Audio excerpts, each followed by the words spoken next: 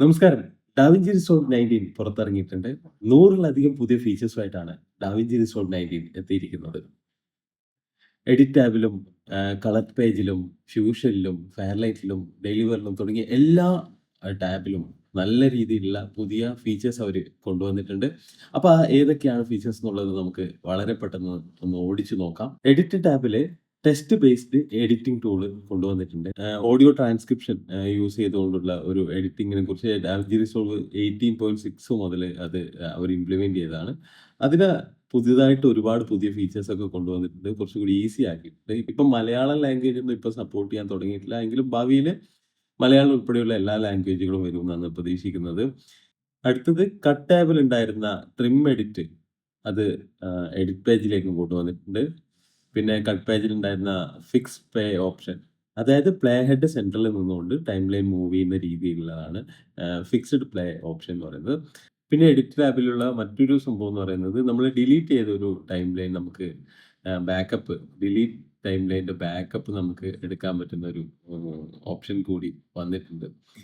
അതും നല്ല ഓപ്ഷനാണ്. അപ്പം നമുക്ക് ബാക്കപ്പ് ഡിലീറ്റഡ് ടൈം ലൈനുകളുടെ ബാക്കപ്പ് ഡിലീറ്റ് ടൈം ലൈനുകളെല്ലാം ഒരു സ്ഥലത്ത് നമുക്ക് കാണാൻ പറ്റും. ആവശ്യമാണെങ്കിൽ നമുക്ക് ബാക്കപ്പ് ചെയ്യാൻ ഈസി ആയിട്ട് പറ്റും. കളർ പേജിലാണ് അടിമുടി പുതിയ മാറ്റങ്ങളുണ്ട്. അതായത് കളർ സ്ലൈസ് എന്ന് പറഞ്ഞ ഒരു പുതിയ ടൂൾ അവർ ഇംപ്ലിമെന്റ് ചെയ്തിട്ടുണ്ട്. കുറച്ചുകൂടി പ്രിസൈസ് ആയിട്ട് നമുക്ക് ഓരോ കളേഴ്സിനെയും ചേഞ്ച് ചെയ്യാൻ. അതിലേറ്റവും ഹൈലൈറ്റ് ആയിട്ടുള്ള കാര്യം എന്ന് പറയുന്നത് സ്കിൻ ടോൺ എന്ന് പറഞ്ഞൊരു ഓപ്ഷൻ അതിൽ കൊണ്ടുവന്നിട്ടുണ്ട്. അതൊരു കിടിലൻ ഫീച്ചർ തന്നെയാണ്. പിന്നെ ട്രാക്കിങ്ങിൽ ഡാവിഞ്ചി റിസോൾവ് പുതിയൊരു സംഭവം ഇൻട്രൊഡ്യൂസ് ചെയ്തിട്ടുണ്ട്. ഇന്റലി ട്രാക്ക് എന്ന് പറഞ്ഞിട്ട് അതൊരു AI ബേസ്ഡ് സെറ്റപ്പാണ്. അത് ഗംഭീരമായിട്ടുള്ള സാധനമാണ്. മൾട്ടി പോയിന്റ്സ് സെലക്ട് ചെയ്തുകൊണ്ട് നമുക്ക് ട്രാക്ക് ചെയ്യാൻ പറ്റും. കുറച്ചും കൂടി പെർഫെക്റ്റ് ആയിട്ട് എനിക്ക് ഫീൽ ചെയ്ത് നോക്കിയപ്പോൾ. പിന്നെ ഫിലിം ലുക്ക് ക്രിയേറ്റർ എന്ന് പറഞ്ഞൊരു ഒരു എഫക്ട്സ് കൂടി കൊണ്ടുവന്നിട്ടുണ്ട്. മുമ്പ് നമ്മൾ തേർഡ് പാർട്ടി ഒക്കെ പർച്ചേസ് ചെയ്ത് ചെയ്യാറുണ്ടായിരുന്നു. അതുപോലെ ഇത് ഇൻബിൽട്ട് ആയിട്ട് തന്നെ വരുന്ന ഫിലിം ലുക്ക് ക്രിയേറ്റർ എന്ന് പറഞ്ഞൊരു അതൊരു നല്ല ഗംഭീര ഫീച്ചറാണ്. പിന്നെ നോട്ട് സ്റ്റാക്ക് എന്ന് പറഞ്ഞൊരു പുതിയൊരു ഓപ്ഷൻ കൂടി അവർ കൊണ്ടുവന്നിട്ടുണ്ട്. അതിനെക്കുറിച്ചൊക്കെ നമുക്ക് വിശദമായിട്ട് നമുക്ക് പിന്നീട് സംസാരിക്കാം. പിന്നെ ഫേസ് റീഫൈൻമെന്റ് ഒരുപാട് ഇമ്പ്രൂവ് ചെയ്തിട്ടുണ്ട്. അതും ഒരു നല്ല ഇതാണ്. പിന്നെ നോയ്സ് റിഡക്ഷനിലാണ് ഏറ്റവും ഗംഭീരമായിട്ടുള്ള സംഭവം വന്നിട്ടുള്ളത്. അൾട്രാ NR എന്ന് പറഞ്ഞിട്ട് അതൊരു സിസ്റ്റം തന്നെ അനലൈസ് ചെയ്യും. നമ്മൾ ഏത് ഭാഗത്തെ നോയ്സ് ആണോ നമുക്ക് അനലൈസ് ചെയ്യേണ്ടത്, ആ ഭാഗം നമ്മൾ സെലക്ട് ചെയ്ത് കൊടുത്തിട്ട് ട്രാക്ക് ചെയ്ത് കഴിഞ്ഞാൽ അവിടെ ആവശ്യമായ രീതിയിൽ അവിടെ എത്ര നോയ്സ് റിഡക്ഷൻ ആവശ്യമാണ് എന്നുള്ള രീതിയിൽ സിസ്റ്റം തന്നെ അനലൈസ് ചെയ്തിട്ട് കൊണ്ടുവരുന്ന ഒരു സംഭവമാണ് അൾട്രാ NR എന്ന് പറയുന്നത്. അതൊരു കിടിലൻ ഫീച്ചറാണ്. അങ്ങനെ തുടങ്ങിയ കുറേ എഫക്ട്സുകൾ, കുറേ പുതിയ ടൂൾസുകൾ അവർ ഇംപ്ലിമെന്റ് ചെയ്തിട്ടുണ്ട്. ഫ്യൂഷനിലും കുറേ പുതിയ ടൂളുകൾ അവർ ഇംപ്ലിമെന്റ് ചെയ്തിട്ടുണ്ട്.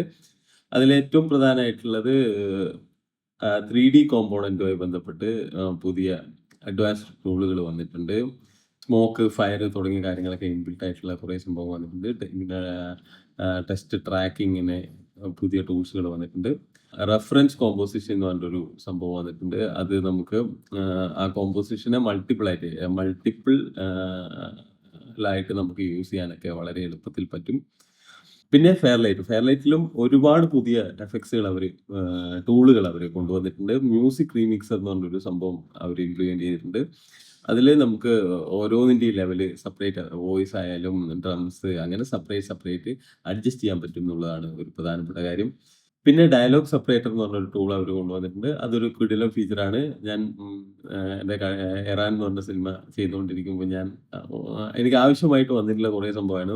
പക്ഷേ അന്നേരം വോയിസ് ഐസൊലേഷൻ വെച്ചിട്ടായിരുന്നു ഞാൻ പലതും ചെയ്തിട്ടുണ്ടായിരുന്നു.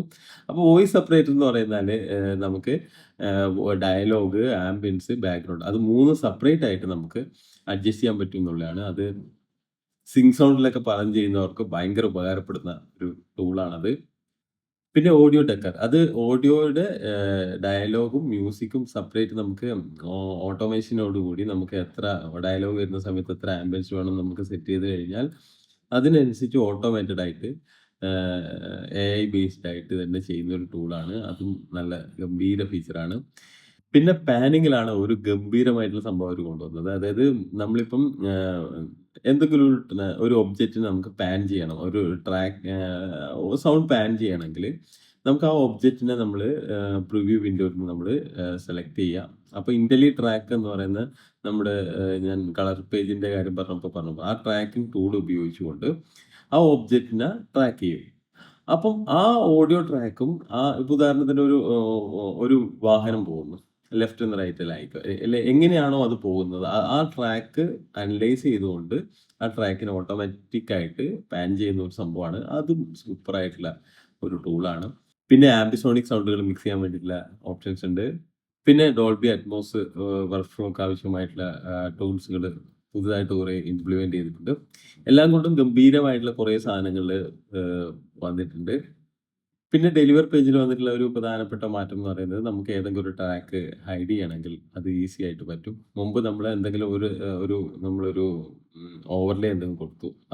എക്സ്പോർട്ട് ചെയ്യുമ്പോൾ അത് വേണ്ടെങ്കിൽ നമ്മൾ നേരെ എഡിറ്റ് പേജിലേക്ക് പോയി അതിനെ ഹൈഡ് ചെയ്ത് എന്നിട്ട് വേണം എക്സ്പോർട്ട് ചെയ്യാൻ വേണ്ടിയിട്ട്. അത് ആവശ്യമില്ല. നമ്മളത് ഹൈഡ് ചെയ്യാൻ വേണ്ടിയിട്ടുള്ള ഒരു ഓപ്ഷനും വന്നു. പിന്നെ ബ്ലാക്ക് മാജിക് ഡിസൈൻ അവരുടെ ക്ലൗഡ് വികസിപ്പിച്ചുകൊണ്ടിരിക്കുകയാണ്. ആ ക്ലൗഡിന്റെ വളർച്ച ഡാവിഞ്ചി റിസോൾവിന്റെ വളർച്ചയെ ഒരുപാട് സ്വാധീനിക്കും തന്നെയാണ് വിചാരിക്കുന്നത്. ഇപ്പൊ ലോകത്ത് എവിടെ നിന്നും കൊളാബറേറ്റ് ചെയ്ത് വർക്ക് ചെയ്യുന്നതിന് ഈസി ആയിട്ട് ഒരു പ്രൊജക്ട് എവിടെയാണ് ഉള്ളത്. അപ്പോൾ ക്ലൗഡ് ആകുമ്പോൾ കുറച്ചുകൂടി ഈസി ആയിട്ടുള്ള ഒരു വർക്ക് ഫ്ലോ സാധ്യമാകും. അപ്പൊ ചുരുക്കി പറഞ്ഞാൽ ഗംഭീരമായിട്ടുള്ള കിടിലൻ ഫീച്ചേഴ്സുമായിട്ടാണ് ഡാവിഞ്ചി റിസോൾവ് 19 വന്നിരിക്കുന്നത്. നമുക്ക് ഓരോ ടൂളിനെ കുറിച്ചും വളരെ വിശദമായിട്ട് തന്നെ വീഡിയോ ചെയ്യാം. ഓക്കെ, ഇപ്പൊ പിരിയുന്നു. Signing off Shiju Balagopalan.